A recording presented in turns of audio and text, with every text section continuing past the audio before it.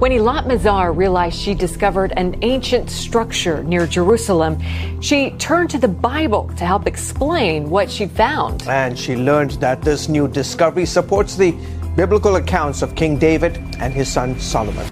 Buried for thousands of years beneath the limestone hills of Jerusalem, an underground door has finally been opened. What archaeologists expected to find was the legendary tomb of King Solomon, a chamber filled with royal remains, ancient treasures, and answers lost to history. But what they discovered beneath the earth was something far stranger.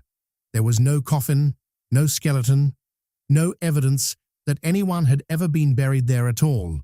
Instead, hidden beneath layers of stone, researchers entered a mysterious structure built with mathematical precision so extraordinary that it seemed centuries ahead of its time. Every corridor, every angle, every measurement appeared deliberate. More unsettling still, parts of the chamber showed almost no signs of the decay that should have consumed it long ago. Why would someone construct such a place and then conceal it beneath the earth for thousands of years? Was this really a tomb, or was it something far more important? Before we uncover the secrets hidden beneath Jerusalem, make sure to subscribe and join us, because this story will take us deep into one of history's greatest mysteries, a mystery connected to a king whose wisdom became legendary across the ancient world. To understand the structure, we must first understand the man at the center of it all, Solomon. Remembered not as a conqueror, but as a ruler of extraordinary intelligence, Solomon's name became synonymous with wisdom itself. Ancient records describe a king who studied nature, understood the movements of the stars, solved impossible disputes, and oversaw construction projects so advanced that they continue to puzzle historians today. But what if Solomon's greatest achievement was never the temple that stood above Jerusalem? What if his most important secret was hidden beneath it? His understanding extended far beyond politics. Ancient accounts portray Solomon as a ruler fascinated by the natural world, studying animals, plants, and the movements of the heavens while solving conflicts through careful reasoning.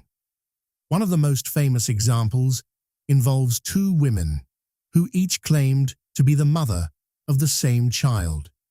Solomon's shocking proposal to divide the infant in half was never meant to be carried out. It was a test.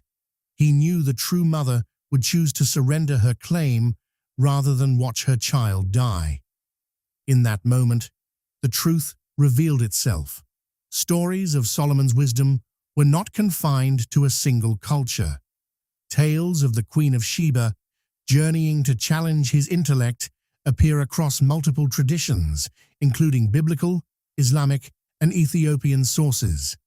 Few rulers of the ancient world left such a widespread legacy. Yet wisdom alone is not what makes Solomon important to this mystery. He is also remembered as the king responsible for constructing the first temple in Jerusalem. Hidden within the ancient records describing its construction is a remarkable detail.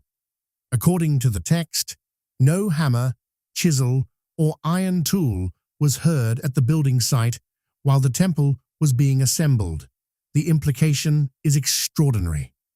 The stones were shaped elsewhere, transported to Jerusalem, and fitted together with such precision that no cutting was required once they arrived. That level of accuracy demanded advanced planning. Every measurement, every angle, and every connection had to be calculated long before construction began. What appears at first glance to be a religious observation reads almost like an engineering report. The same pattern can be seen throughout Solomon's kingdom. Wealth flowed through extensive trade networks. Copper mines at Timnah supplied valuable resources, while commercial routes stretched toward distant regions such as Tarshish and Ophir. His power rested less on military conquest and more on organization, logistics, and knowledge. Then, almost as quickly as it had risen, everything unraveled. Following Solomon's death, the United Kingdom fractured. The extraordinary construction methods associated with his reign faded from history. Even the location of his burial vanished from the historical record. But knowledge on that scale rarely disappears without leaving traces. If it was no longer visible above ground, perhaps it had been hidden below it. Finding those traces would require an approach unlike anything attempted during the previous 3,000 years. The person who finally took that path was Dr. Emily Carter, an archaeologist whose expertise lay not in treasure hunting, but in the study of ancient administrative records. Her search began, not with legends, but with numbers, and those numbers pointed towards something that others had overlooked. While examining Hebrew tax documents from the final years of Solomon's reign, Carter noticed repeated references to labor crews and construction materials being delivered to an unidentified destination. The location was represented by a recurring symbol unlike any known place name in the region. The symbol itself was intriguing, but what truly caught her attention was the sheer volume of resources associated with it.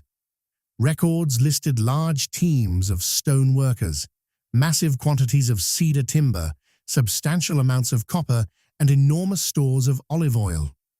Together, the figures suggested a project on the scale of a major temple complex that had continued for years. A construction effort of that magnitude could not simply vanish.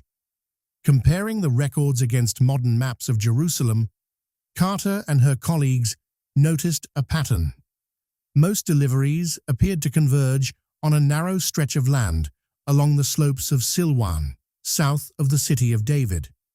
Yet no visible structure in the area matched the investment described in the records. Only two explanations seemed possible. Either a massive complex had been completely destroyed without leaving meaningful evidence, a highly unlikely scenario, or the structure still existed beneath the surface. 4 months into the investigation, the team brought in ground-penetrating radar.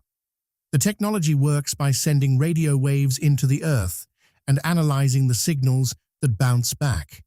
In most archaeological surveys, the resulting images are vague and difficult to interpret, often revealing little more than hints of natural caves or buried walls. Silwan produced something entirely different. The radar images displayed a network of underground passages intersecting at precise right angles. The spacing between the tunnels followed consistent mathematical ratios, creating a pattern that appeared carefully planned. Nature does not create formations like that, nor did it resemble tunnels carved randomly over centuries. The limestone beneath Jerusalem is notoriously difficult to work with. It fractures easily and resists cutting. Yet the radar suggested surfaces so smooth and uniform that they appeared almost engineered. One geophysics expert from Tel Aviv University stared at the data before offering a description that immediately changed the atmosphere in the room.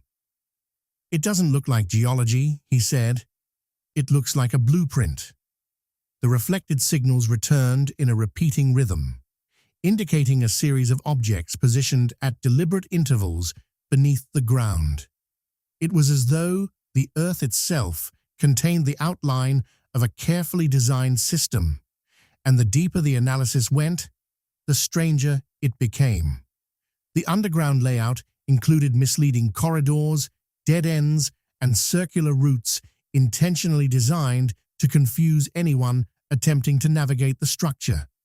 This was not conventional defense architecture. Fortresses rely on walls, gates, and barriers. This relied on knowledge. Only someone who understood the design could move through it successfully. Everyone else would become trapped within a maze of endless loops. By then, Silwan was no longer being viewed as a simple archaeological site. It was a machine of concealment, and the hidden passages represented only the first layer of its design. Eventually, the team reached what appeared to be the deepest entrance. Blocking the way stood a limestone slab weighing several tons. There were no visible gaps, no handles, and no place where a lever could be inserted. A detailed 3D laser scan revealed something unexpected. The slab was part of a larger mechanical system. Behind it lay a series of balanced stones arranged as a counterweight mechanism. Any attempt to force the entrance open incorrectly risked triggering a collapse that would permanently bury the passage beyond. That discovery changed everything. Royal tombs from Egypt, Mesopotamia, and Anatolia often relied on massive stone barriers to discourage thieves through brute force. This design followed a different philosophy. It was not built to defeat strength. It was built to defeat misunderstanding. Surrounding the entrance were 7 carefully carved rows of ancient Hebrew symbols, each cut with remarkable precision and uniform depth. At first,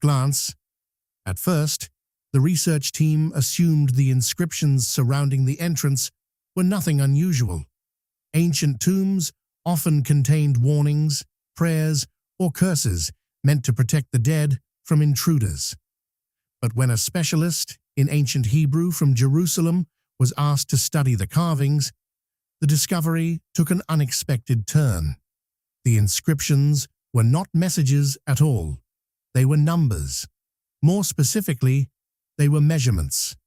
Each of the 7 rows corresponded to a different architectural element of the first temple described in ancient texts.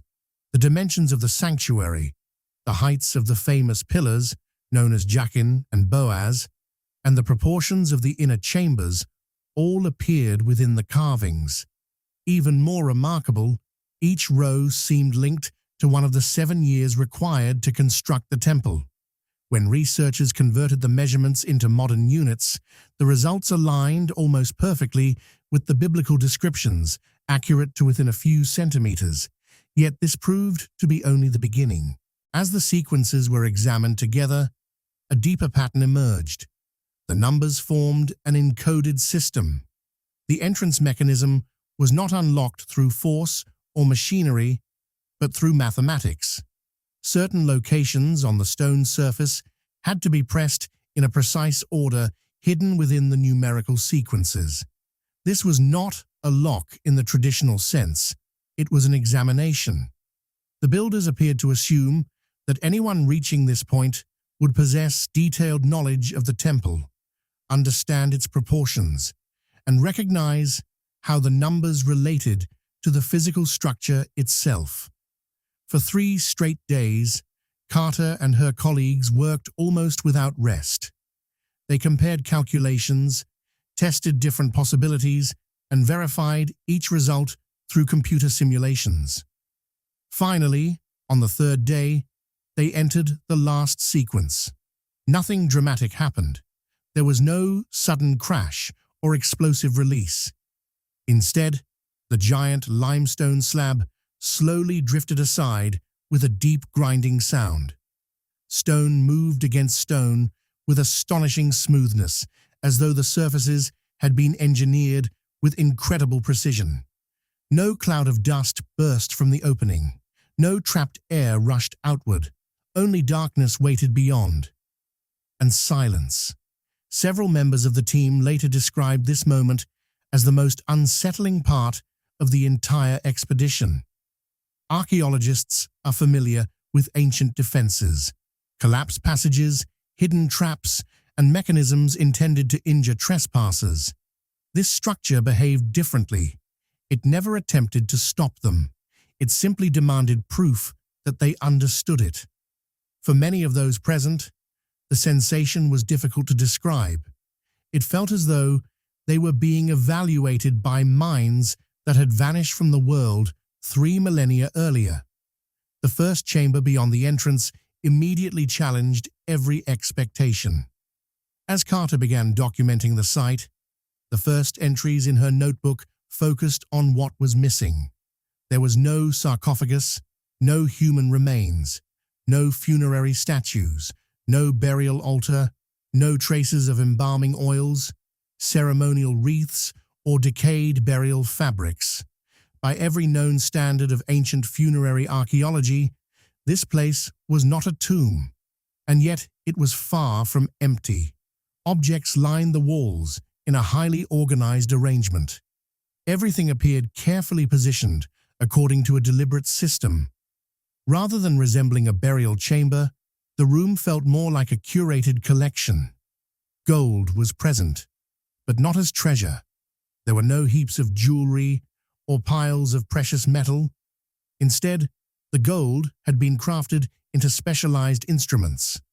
Researchers discovered measuring rods marked with evenly spaced units that were later identified as ancient Hebrew cubits.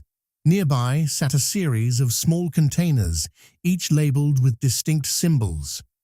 Chemical analysis revealed traces of minerals inside them, including sulfur compounds and copper salts, arranged according to a clear classification system. Then came another surprise. The chamber contained valuable aromatic substances such as frankincense, myrrh, saffron, and rare oils. But these materials had not been stored in ordinary vessels. They were sealed inside specially designed clay containers. When conservators carefully opened several of them under controlled conditions, the vessels still retained internal pressure. Even more astonishing, traces of scent remained detectable after thousands of years. To preservation experts, this bordered on the impossible. Organic compounds should have deteriorated long ago. The discovery suggested the containers had been manufactured using a sealing technique capable of excluding air with extraordinary effectiveness, a level of preservation technology previously unknown for that era. At the center of the room stood an object that immediately captured everyone's attention: a 7-branched menorah. Its overall design closely matched descriptions found in the Book of Exodus, where the sacred lampstand of the first temple is described in detail. Yet this example contained a peculiar difference. Its branches were not perfectly symmetrical. Each one tilted at a slightly different angle. When researchers mapped those angles, they uncovered an intriguing pattern. The positions corresponded closely to the 7 celestial bodies visible to the naked eye from Jerusalem during a specific seasonal alignment. Whether this was intentional remains impossible to prove, but the statistical likelihood of coincidence appeared surprisingly small. The mysteries continued. Around the menorah lay a collection of objects arranged in a pattern that initially made little sense. Silk fabrics with preserved dyes occupied the eastern side of the chamber. Ivory panels carved with non-Hebrew designs were positioned toward the south. Lapis lazuli and malachite stones rested to the north. Glazed ceramic vessels had been placed to the west. At first, the arrangement seemed random. Then, an anthropologist noticed something remarkable. Each object had been positioned according to the geographic direction of its place of origin. The silk came from regions to the east. The ivory originated from Africa to the south. The gemstones traced back toward territories near modern Afghanistan and Persia in the north. The ceramics arrived from western lands. Suddenly, the entire room took on a new meaning. This was not the organization of grave goods. It resembled a catalogue, a reference collection, a miniature representation of the known world during the 10th century BC. Every artifact acted as a sample from a different region, while the menorah occupied the center like a symbolic point of orientation. For several minutes, Carter stood silently in the middle of the chamber, slowly moving her flashlight from one object to another. No one spoke. The rest of the team remained equally quiet. They had spent their careers studying ancient sites, yet none had ever encountered anything quite like this. And it was at that moment that the original theory began to collapse. A new question emerged. If this chamber had never been intended as a burial place, then what purpose had it served? Part of the answer was waiting on the walls. As the team carefully removed artifacts for documentation and photography, beams of light swept across the limestone surfaces. What appeared at first to be bare stone suddenly revealed an astonishing secret. The walls were covered with carvings, not scenes of kings, not religious stories, not written records, diagrams. Every available surface had been transformed into a vast collection of geometric designs. One section displayed intricate arrangements of circles nested within other circles, connected by lines drawn with extraordinary precision. The patterns were so sophisticated that mathematicians studying them required days to fully grasp their significance. When compared with surviving ancient mathematical knowledge, the implications became startling. The carvings appeared to explore relationships between regular polygons and circles, concepts generally associated with Greek mathematics centuries later. If the interpretation was correct, the knowledge recorded on those walls seemed to anticipate ideas believed to have emerged more than 600 years afterward. An Oxford mathematician who was invited to examine the carvings approached the findings with caution. According to him, the markings did not provide direct evidence about Solomon himself. However, they clearly suggested that the people who created them possessed an understanding of geometry that seems unexpectedly advanced for that place and period in history. Elsewhere on the walls, researchers discovered long sequences of numbers. As they analyzed the patterns, something familiar emerged. Each value was generated by adding together the two values that came before it. Today, this mathematical progression is known as the Fibonacci sequence, a pattern that appears repeatedly throughout nature, from the arrangement of leaves to the spirals of seashells. Of course, mathematicians point out that similar numerical relationships can arise independently in different societies. That remains the most conservative explanation. Even so, finding such a sequence alongside sophisticated geometric diagrams inside a hidden underground chamber raised an obvious question. Why preserve this information here? And why place it inside a structure long assumed to be a tomb? The mysteries did not end there. The legendary Seal of Solomon appeared throughout the chamber, but not in the form most people would expect. Rather than a single symbol, it was depicted repeatedly at different sizes. Smaller versions were embedded within larger versions according to a repeating geometric rule. To modern observers, the design resembles a self-similar pattern in which small structures echo the shape of the larger whole.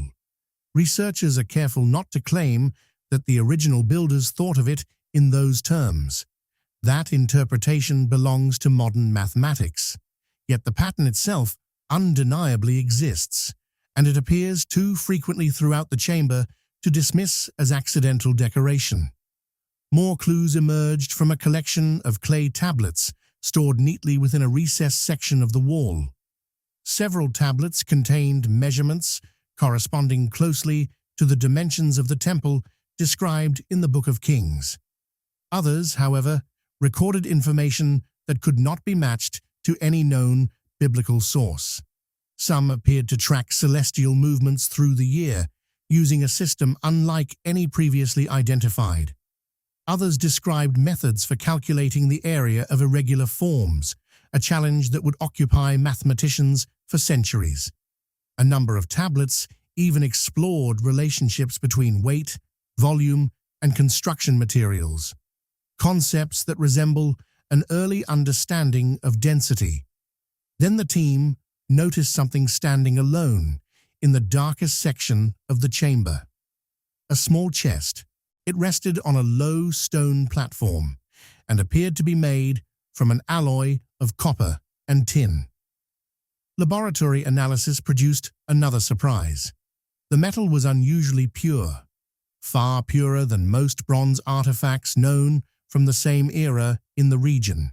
Yet the chest itself presented a problem.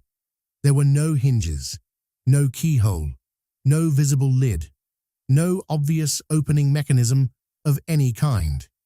It appeared to be a completely sealed object, marked only by the same star-shaped symbol seen elsewhere throughout the structure. At that moment, the excavation came to a halt. Nobody was willing to take risks. By now, it was obvious that the builders had designed the site around knowledge, logic, and hidden mechanisms. Attempting to force open an object with no visible means of access seemed reckless. Carter immediately suspended all attempts to interact with the chest. Instead, she ordered the team to focus on documenting every carving and every wall in the chamber. That decision led to one of the most important discoveries of the entire project. Once the wall carvings were mapped and compared, researchers noticed a striking pattern. Every line, every geometric figure, every directional element, all of them converged toward a single point, the chest. Suddenly, the chamber looked different. The carvings were not merely decorations or mathematical exercises, they functioned like instructions. But a question left waiting across the centuries, a reminder that some knowledge is considered so valuable that people will go to extraordinary lengths to protect it, even long after the civilization that created it has disappeared.